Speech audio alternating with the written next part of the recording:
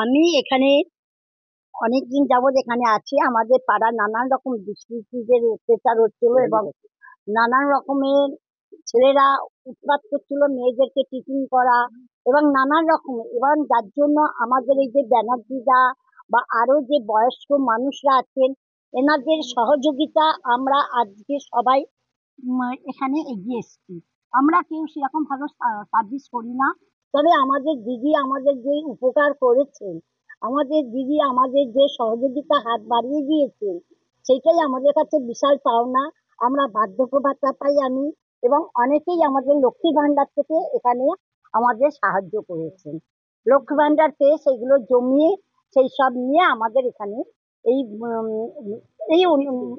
এই সিসিটিভির জন্য আমাদেরকে অনেকটাই আমরা, এবং যারা যারা যে এবার আমরা যে বাচ্চাদের নিয়ে কোচিং এ যাবো, সেই রাস্তায় মোড়ে মোড়ে দেখি সব আড্ডা বসেছে, এবং তারা টিচ করতো নানান রকম ভাবে এইসব গলির মধ্যে। নানা রকম আমরাই ভয় পেয়ে যেতাম যে বাচ্চাদের নিয়ে আমরা ঠিক নিরাপদ ভাবে থাকতে পারতাম না।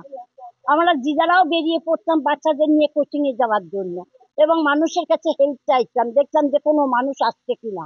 এই গলির মধ্যে নানা রকমের কুকীর্তি ছেলেরা করেছিল। যাই হোক, এবং আমাদের কাউন্সিলর সন্দীপ দা নস্কর ভীষণ ভাবে আমাদেরকে উপকার সর্ব ব্যাপারে, আমরা যখনই যেভাবে ওনার কাছে সাহায্য পেয়েছি, উনি আমাদের কাছে হাত বাড়িয়ে দিয়েছেন।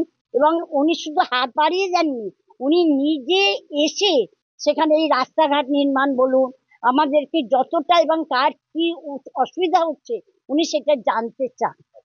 আমার নাম ঝর্ণা চক্রবর্তী, এবং আমার মেয়ে তনুশ্রী চক্রবর্তী, সেও একটা খুবই অভাগী, তাকেও উনি যথেষ্ট ভাবে হেল্প করার